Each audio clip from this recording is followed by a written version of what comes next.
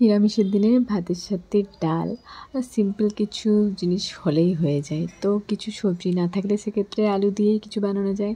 তাই আলু দিয়ে সিম্পল আলুর দম, মানে নিরামিষ আলুর দম যেটাকে বলে, সেটা বানানো হয়েছে। তো সেটাই সুন্দর করে সাজিয়ে খেয়ে নেব।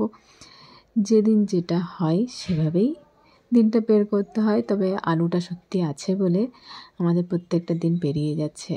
আলু আমাদেরকে যে কোনো সময়ে স্বাদ দেয়। বাড়িতে কোনো সবজি না থাকলে, কিছু না থাকলে, আলু থাকলেই সব কিছু হয়ে যায়। মানে আলু দিয়েও ভাতটা খাওয়া যায়।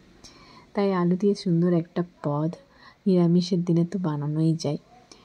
তো সেটাই বানানো হয়েছে, ভাত ডাল, নিরামিষ আলুর দম, লেবু আর সাথে লঙ্কা। তাড়াহুড়ো করে এই রান্নাগুলো করতে হয়।